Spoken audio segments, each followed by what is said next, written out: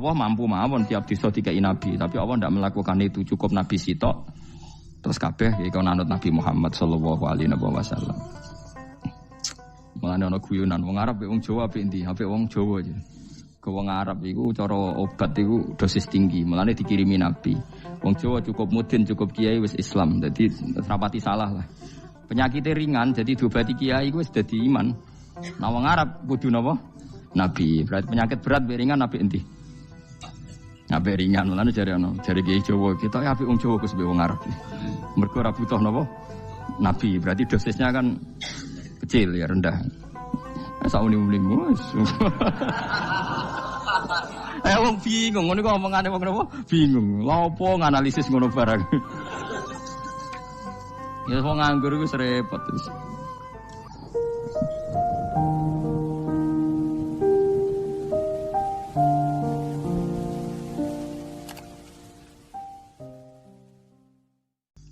Kalau batik wong Yogyo, wah batik nasional, berarti orang batik wong Indonesia, anak batik ra wong Indonesia.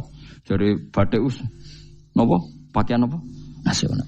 Ya wong golek hadis nganti ngelu kesunatan ibadah nggo klambi putih. Ora ana kesunatan ibadah nggo klambi napa? Batik. Tapi nek kowe wong alim ben diarani klambi putih gak wajib, kudu kadang-kadang nganggo batik, nggo nunjukno nek nganggo putih iku.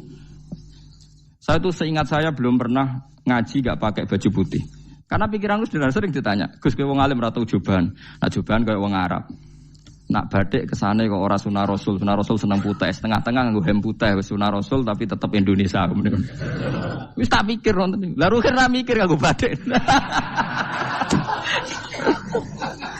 Tapi itu tadi saya masih husnudzon. Jika jadi tren nganggo klambi hem putih dianggap wajib, harus ada yang pakai batik untuk menunjukkan kalau ndak wajib. Lah mungkin dia termasuk begitu melok. Makome dekne iku wis nglurusno. Itu ndak tahu saya kalau. Oh itu berarti sudah tinggi, kelasnya sudah tinggi. Jadi menurut saya tengah-tengah ya pakai hem putih kalau sholat. Tengah-tengahnya adalah nak jubah terlalu Arab. Nak batik be Nabi ngendikan kesunatane ibadah itu pakai putih. Nganggo mori kok wong mati ya sudah hem, sudah tengah-tengah.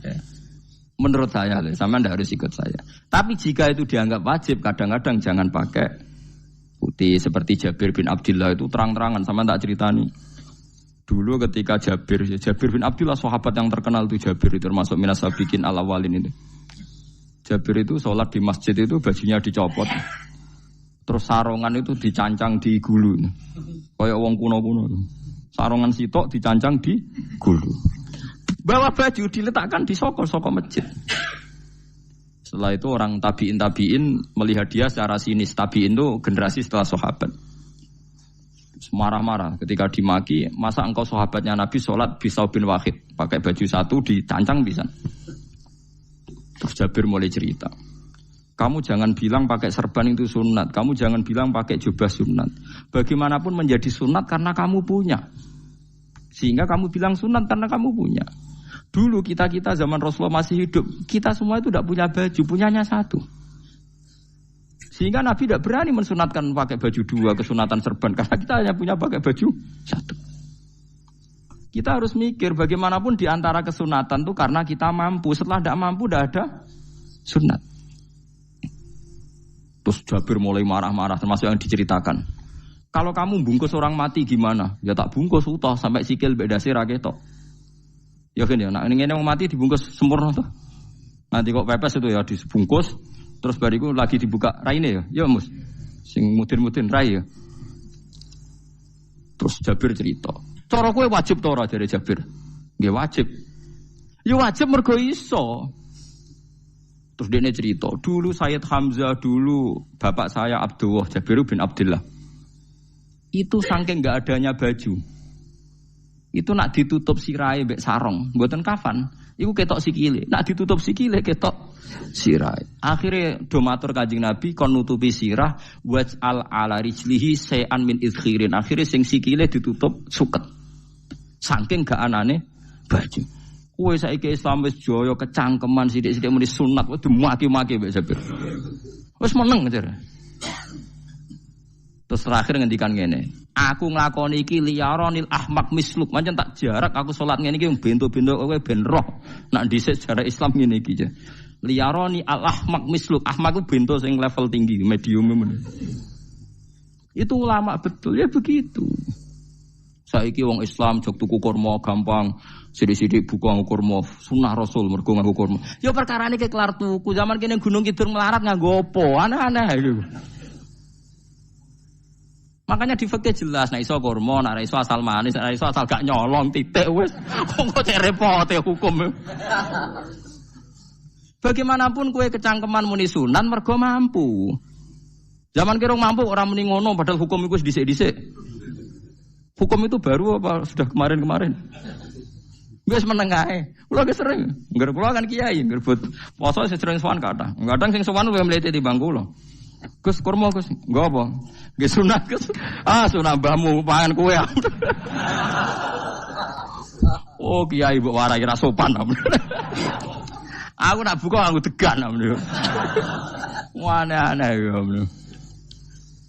Namun ini sunah dia ora usah kecangkeman. Lagi buka kurma sepirang tahun, lebih kali tahun Gus. Umur piro? 40 Gus. 38 tahun gak anggo sunah lagi 2 tahun gegere gak karuan. Biasa saja. Dulu Nabi itu ya biasa. Nabi kalau zaman ngendikan yang ngeper sampai 4 kali. Kalau gak mampu ini, kalau gak mampu ini. Nabi kalau ngendikan ya gitu sampai diulang-ulang. Karena Nabi tahu tidak semua umatnya gampang mendapatkan itu.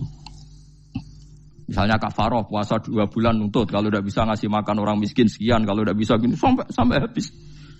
Kulu ma'rufin sedekah, kalau tidak bisa ya Rasulullah firsana satin, sampai ludus gak usah sikit tamrotin. Kalau gak bisa fabi kalimatin thayyibah, cangkem sing apik. Nek ra iso sementing aja merengut. Terakhir walau bitol qatin apa? Wajin. Itu lama mewarisi sekian kebaikan yang diajarkan Nabi, tidak terus dipatenkan satu ngel-ngel wong akeh. Kono apa ngekek kurma khutbah bareng sumpah. Wes pangan dhewe entekno. Ya ana sing sabar. Wes kula tobat Gus mun mboten ngomong-ngomong ngono ya. Ya biasa saja kalau ingin sunah-sunah biasa saja. Dawe Nabi wal qasda tabluhu. Kamu itu yang biasa saja. Biasa itu ya standar saja. Ya biasa. Jadi Nabi dulu kalau melakukan sunnah itu biasa. Sunnatun sanaha Rasulullah sallallahu alaihi wasallam. Ini sunnah yang dilakukan Nabi. Tapi di luar yang azimah. Azimah itu yang wajib atau fardhu ain itu sahabat biasa. Karena bagaimanapun kita bisa begini karena mampu. Seperti Jabir tadi, orang bisa sholat pakai serban, pakai jubah karena mampu. Zaman Nabi awal Islam. Sama lihat Bilal, ada nak belodor gitu tuh. Sama lihat film Umar atau film-film Bilal. Itu memang nyata dulu itu la yajidu ahaduna illa thawban wahidan. Tidak ada yang kecuali punya baju apa. Sama dulu film-film, mulai versi seneng kitab sampai versi film itu sama. Bilal nak adzan ya blodor, ora adzan di blodor gak sopan. Oh memang ya duwene klambi mok sitok iku. Adlok ceritane Sa'labah bersolat salam langsung melayu. Berkali-kali yang bersalam melayu. Jebule apa genta kae. Ya salah bang bersolat ora witir mlayu kenapa? Saya takoki ya Rasulullah, takoki Nabi. Salah bah kata sahabat-sahabat kowe nak salat bar mulai langsung mlayu. Ya Rasulullah, kami kula namung setunggal, istri saya di rumah aja utuh. Iku saking ndak adanya baju. Oh, saiki nang sunatno kon. Ya begitu. Makanya ketika Sayyidina Umar idza ausa Allah fa ausiu. Nanti kalau sudah jembar ya jembar. Nak lagi ruwet ya ruwet. Ya sudah biasa saja. Paham ya? Jadi kalau suwun misalnya malah yudroku kullu, la yudroku nopo kullu. Kalau tidak bisa semua jangan sama sekali. Jadi misalnya kita tidak bisa jubahan, tidak bisa serbanan mergo ora wong Arab. Supaya saya ndak keriting jubahan kok tonggo ya guyu. Paham ya? Wah aneh ngono. Kemudian nek ora kaji kok jubahan malah digugat wong akeh. Ya sudah pakai hem putih saja. Yang penting dua semangat sunnah putihnya misalnya. Ya tengah-tengah gitu. Tapi kalau kira-kira dianggap wajib ya kan ganti badik kayak Ruhin itu. Itu makomnya sudah itu tadi sudah tinggi sekali. Ya Nabi itu misalnya Nabi nyifati rambut yang baik itu yang lurus ngombak gitu. Sifatnya Dajjal itu keriting. Tapi yang keriting ya enggak apa-apa. Bukan berarti wah keriting mirip Dajjal janda gitu. Ya itu kan Allah menunjukkan kekuasaan. Nanti kalau Allah bikin lurus semua dikira gak mampu bikin yang keriting. Ya sudah dibikinlah yang keriting. Ya sudah gitu biasa saja buatan. Mboten berlebihan. Paham gitu. Jadi Nabi itu kalau ngendikan seingat saya ini hafal banyak hadis. Kalau ngendikan tuh sampai berkali-kali.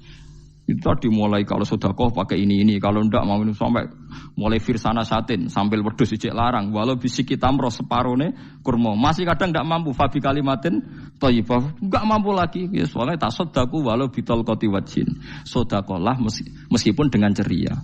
Itu sirinya kenapa saya ngaji guyon. Karena paling ndak ceria itu happy. Coba kalau saya ngaji merengut, menang terus ketok nyesal. Terus sing ngaji kan mikir, Gus Pak kurang apa? Kita ngaji kok ono sing kurang. Oh, terus sing kedonya nafsir wah paling kurang sangune. Wah jadi repot. Mulane kula ngeten wis tak pikir, memang sampun tak pikir. Guyon kula mek sampean nangis mbon ndi ganjaran akeh ndi. Mergo guyon kula bi ilmen nangis sampean mikir utang. Jadi terakhir sedekah talqati wajhin, wajah yang ceria, yang happy. Kowe iki happy kan yo seneng, paling gak mikir nasibe kan. Kiai ku happy benes. Jajal misale kiai kok rogen sumpeng. Maca kukar-kukur, bariku angop. Bariku kukur-kukur meneh. Kan wong mikir. Wae tanggale bayar opo piye kredite. Waduh. Apa wayahe ditarik sepeda motor kan orang terus menafsirkan macam-macam. Sing elek sing wong alim mulai nafsiri paling terkipe ra iso. Wah, paling elek. Ya nek wong alim kan ana ukur-ukur mesti nek sing suudon kan paling macane bingung terkipe ngono. Ya macam-macam lah sesuai asumsi napa. Jadi kula suwun lah sama nek dadi kiai nek ra iso sedekah macamnya terakhir ceria. Mergo Nabi ngendikane terakhir tasaddaku walau bitol qoti wajhin. Bersedekahlah meskipun dengan keceriaan napa muka atau wajah. Namun kalau itu Nabi diulang-ulang. Jadi kalau ngendikan tuh diulang-ulang. Sekarang tuh orang mau mendorong sunnah Rasul itu satu. Ya berat bagi yang nggak bisa melakukan itu apa? Yang nggak bisa melakukan itu apa? Berat. Jadi dibacalah hadis itu dibaca utuh. Ya bukan kita apa ya sekolah kepingine kabeh umat Nabi itu happy. Mergo selama itu tidak maksiat berarti anut ajaran Kanjeng Nabi Muhammad sallallahu alaihi wasallam. Ma khuyira Rasulullah baina amrayni ilakhtara aisarohuma malam yakun isman. Rasulullah itu tidak pernah disuruh milih dua hal yang berbeda kecuali milih yang paling gampang. Asal itu tidak barang dosa. Itu hadis muttafaq alaih. Ma khuyira Rasulullah baina amrayni ilakhtara napa aisarohuma malam yakun napa isman. Jadi Nabi itu tidak disuruh milih dua hal, mesti milih yang paling gampang asal tidak nopo dosa. Makanya Nabi kalau ditanya, ya Rasulullah sampean nanti tawaf pakai unta apa enggak? Kesel ndi? Enggak kesel melaku, ya naik unta saja. Makanya Nabi kalau tawaf dulu pakai apa? Unta. Saiki mulane Arab Saudi PG MRT berkoordinasi Nabi unta atau saiki nganggo napa? Kereta lingkar. Sekarang baru diperdebatkan. Cek kurang ajar itu sebenarnya tamu spesial, misalnya pejabat negara sebenarnya tawaf numpak kereta muter. Diarani rasah dhisik Nabi numpak unta, diarani sah cek kurang ajar ning dhuwur. Terus sampai angop-angop terus tawaf. Sampeyan muni sah ta ora ya, jujur. Muni rasah Nabi dhisik tawaf. Ngagem unta muni sah kok kurang ajar. Wah, misalnya numpak kereta asenan anggap sithik-sithik sebeng 7. Kurang ajar juga. Saat ini lebih diperdebatkan, tapi ya mbak, saya bakas ngono ben ngerti hukum sampean, ben ora anak kiai ku bingung, ulama yo mikir hukum. Iku ketok ceria kula, sampean ora bingung ora ceria. Fa aba mongko mo sapa aksarun nasi sapa akeh manusa mo ila kufuron kecuali ngafirin nikmate Allah juhudan tegese ingkar li nikmati maring nikmat haitsu qalu sekirane ngucap sapa kufar mutir nabi nawi kada mutir nadien kaeringi udan kita binawi kada sebab posisi bintang sing ngene iki walau syi'na la ba'atsna fi kulli qaryatin nadhira walau syi'na umpama ngersakno ingsun Allah la ba'atsna iktine nugasno ingsun to ngutus ingsun fi kulli qaryatin ing dalam saben-saben daerah desa nadhiron ing wong sing ngelingno. Umpama wong ngersakno kabeh desa ya di nabi, tapi kok kakek nabi malah repot kan. Yukhawifu kang ngekeki peringatan sapa nabi ahlaha ing penduduk Korea. Walakin ba'asnaka tetapi ning ngutus ingsun ka ing sira Muhammad ila ahlil qura maring kabeh penduduk kuliah sekabehane ahlil qura nadhiron khalidati nadhir khalidati nabi ya'zuma supaya gedhe apa ajruka ganjaran sira. Tapi kabeh nabi niku nggih Allah mampu mawon tiap desa dikai nabi, tapi Allah ndak melakukan itu cukup nabi sitok. Terus kabeh ya kon anut Nabi Muhammad sallallahu alaihi wasallam. Mulane ana guyonan wong Arab wong Jawa apik endi? Apik wong Jawa aja. Ke wong Arab iku cara obat iku dosis tinggi, mulane dikirimi Nabi. Wong Jawa cukup mudin, cukup kiai wis Islam. Dadi rapati salah lah. Penyakitnya ringan jadi diobati kiai iku wis dadi iman. Nah wong Arab kudu napa? Nabi. Berarti penyakit berat be ringan apik endi? Apik ringan, mulane jare ana, jare kiai Jawa kita apik wong Jawa Gus be wong Arab. Mergo ora butuh napa? Nabi. Berarti dosisnya kan kecil ya rendah. Sauni-unimu. Wong bingung ngono kok omongane wong napa? Bingung. Lha opo nganalisis ngono barang. Ya wong nganggur iku repot terus. Fala tutik mongko aja nurut sira al kafirina ing pira-pira wong kafir fi hawahum ing dalam hawa nafsune kafirin. Dadi aja anut wong kafir ning menyangkut hawa nafsu. Tapi nek menyangkut kebaikan wong kafir sing kita kadang kalah baik dalam hal sosial ya malah Allah kadang melehno kita mergo kok kalah mbek wong kafir. Iki misale ngeten ngene makanya Imam Suyuti nafsiri falatutil kafirin ai fi hawahum dalam hal yang bersifat hawa napa nafsu. Misalnya begini saya contohkan Allah melehno wong mukmin. Ada sahabat ketika perang itu tangannya terputus, kakinya juga terputus. Terus matur Rasulullah, ya Rasulullah gara-gara perang derekno engkau saya tangannya putus, kaki saya putus. Ternyata tidak diapresiasi sama Allah, malah disalahkan. Gini kok Allah terus nurono ayat iyam saskum korhun faqad masal qoma korhum mislu.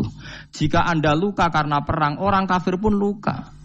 Wong kafir, wong gento wae wani luka demi kekafiran, kok kuwe wong Islam jare demi Allah ora wani luka.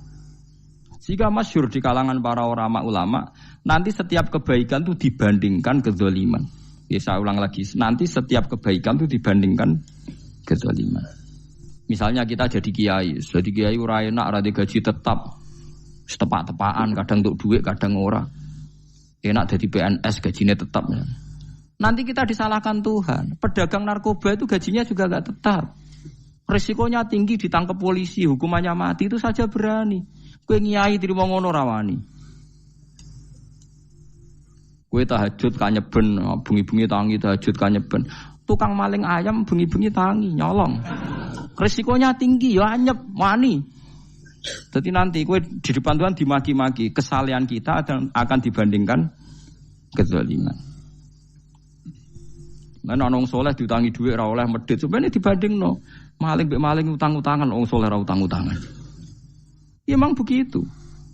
Nah itu yang dimaksud ayat intakunu ta'lamuna fa innahum ya'lamuna kama ta'lamun wa tarjuna minallah ma la yarjun. Jika kamu merasa sakit karena berjuang demi agama, orang-orang zalim juga sakit karena kezalimannya. Toh mereka berani.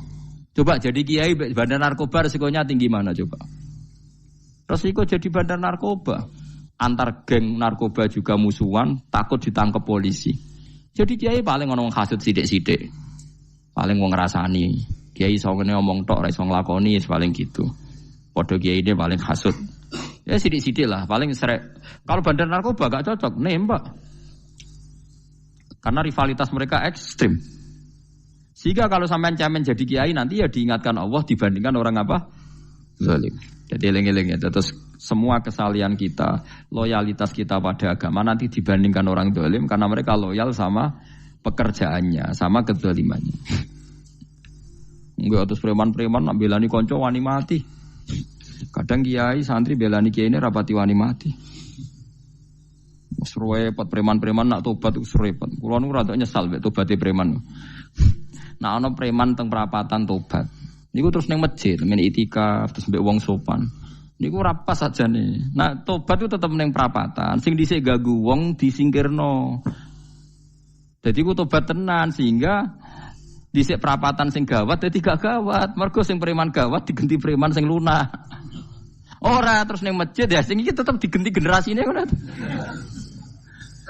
Mestine maksudnya mesti ora kok terus elek mboten mestine tobaté ngoten niku. Sayyidina Umar itu dulu itu menakut-nakuti orang Islam. Angger ana ndekne wong Islam wedi kabeh.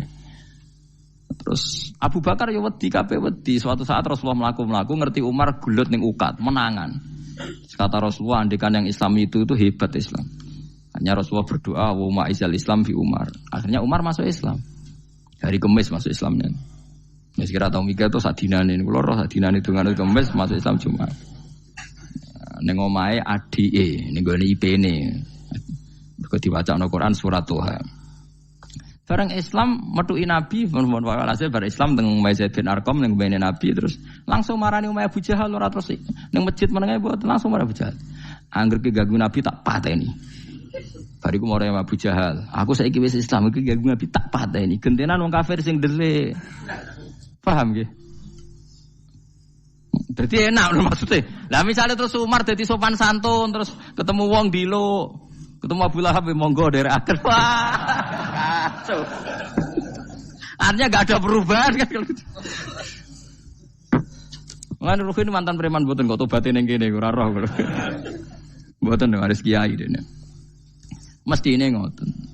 Makanya Wahsy itu yang bunuh Sayyid siapa? Hamzah. Karena dia disuruh Hindun itu istrinya Abi Sufyan itu. Itu setelah membunuh Sayyid Hamzah dan dia Islam.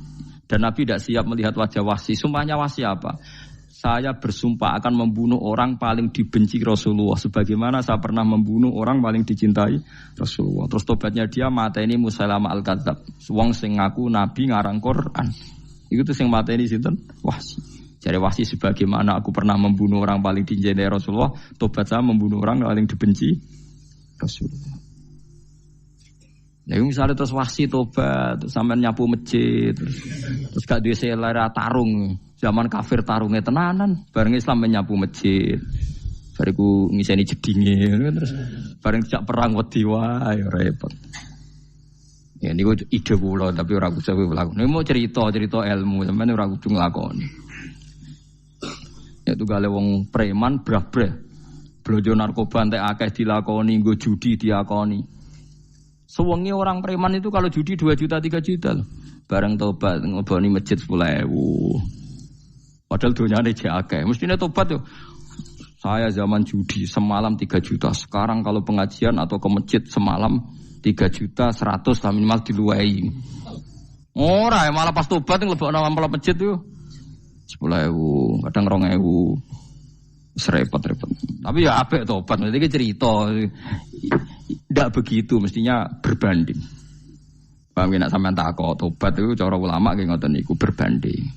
Mulane riyen Khalid bin Walid itu jadi panglima perang Islam itu. Saya masih ingat makalahnya Khalid bin Walid, fakama anni aktsartul qatla fi kufri aktsartul qatla fi Islam. Dulu ketika saya kafir adalah sangat banyak membunuh orang Islam. Perang Uhud kalah itu karena panglima orang kafir adalah Khalid. Dia cakap sekali dalam ngatur strategi perang. So Khalid itu utek elek kan, pikirannya ala sahabat yang menuso ruhin es kayak wong wedok ambek apa jenenge ghanimah mesti medun. Nah sahabat ora kabeh kaya aku kan ono kaya kue barang macam-macam. Gunung Uhud itu dhuwure mok sak musolane iki jamira Gunung Uhud kaya Merapi niku mboten. Nah kalau Merapi amanah ning dhuwur tetep ra kenek, meleyang to. Jadi Gunung Uhud itu dhuwure sak musolane mbok dhuwur putih. Wong kula nate mriko bolak-balik kan gak bisa nek urung tahu. Kula kaya wong India dadi melok itikaf teng Gunung lho. Uhud. Mbok piye dalile mbok ya ora roh. Lah itu Khalid bin Walid pinter, dia ketika kalah itu muter ke belakang terus ghanimah itu dilepas. Ya dulu itu dalam perang dulu tuh ghanimah itu kan perempuan sama apa? Ya sama barang-barang itu. Ketika dilepas itu dianggap sudah mengaku kalah. Ada sahabat yang ruhin itu udah akabir sahabat, ada sahabat papan atas, sahabat yang seperti itulah. Sahabat kebanyakan turun ternyata Khalid itu muter terus naik dari belakang. Pas sahabat turun, dia naik dari apa? Yo penak karek mana iko dhuwur, itu akhirnya kalah. Itu ya gara-gara strategi ini Khalid bin Walid. Nah terus dia bersumpah, saya bersumpah semua kecerdasan saya, semua kecanggihan saya akan saya gunakan untuk membela Islam. Ini kelimake itu di perang Tabuk, di perang Yarmuk, di perang Tabuk. Itu di panglimani siapa saja yang ditunjuk Nabi itu kalah. Termasuk Ja'far bin Abi Thalib itu padahal panglima yang ditunjuk Nabi. Usamah ya kalah. Abdullah ya kalah. Semua yang ditunjuk Nabi itu mati semua. Akhirnya panglima diambil siapa? Khalid. Taruh saja gini strateginya. Anggap saja Arab itu padang pasir. Tidak, sampean biar tahu bahwa orang soleh yang cerdas itu banyak. Jangan kira soleh itu tidak butuh kecerdasan, butuh. Arab itu kan padang pasir. Mau jelas gini, gambarannya apa? Padang pasir. Itu kalau perang itu kan taruh saja orang Islam itu 3.000 musuhnya 10.000. Memang kejadiannya gitu, 3.000 musuh 10.000. Itu kan berbanding berapa itu? 30 ya? 1 banding 3 ya? Nah itu dulu, pasukan-pasukan Islam dulu itu sama-sama seperti soft sholat. Jadi memanjang. Ya akhirnya perang itu kelihatan sekali mana yang sedikit, mana yang banyak. Habis Khalid strateginya dirubah. 100 orang di depan, anggap saja gitu. Pokoknya tak kayak gambaran coro Jawa paling gampang. Lagi mau kitabnya malah bingung loh. 100 pasukan kuda yang di depan itu disuruh negarkan kuda. Disebut fal mughirati subha itu. Yang itu wal adiyati napa? Dobha fal mughirati subha itu. Ini pokoknya anggap seperti itu. Fal muriyati apa? Qadha itu. Kuda yang 100 di depan disuruh menegarkan. Pokoknya kon gerak sehingga debu itu banyak bertebangan. Terus pasukan yang 3.000 itu disuruh memanjang. Memanjang sepanjang-panjangnya. Karena di depan ini ada tegaran kuda tadi, orang kafir yang di sana itu melihatnya ada bantuan datang baru. Wih, pasukan Islam teko wakeh, panjang lagi.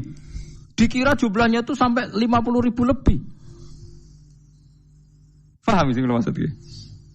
Sehingga wong kafir melaju perkara ini tidak mungkin kita tandingi. Orang Islam dapat bantuan baru, padahal ya wongnya podo. Mau baris setok dirubah. Nah misalnya sing mimpin Mustafa sembah jare mati ya syahid, mati kabeh wong Islam. Nah itu artinya dia masih ingat betul. Saya dulu pernah menggunakan kecerdasan yang sama untuk mengalahkan umat Islam. Saya bersumpah kecerdasan yang sama akan saya gunakan untuk memenangkan Islam. Coba bayang nonton ning padang pasir 3.000 orang, yang 100 di depan negarno kuda supaya pandangan tidak begitu jelas.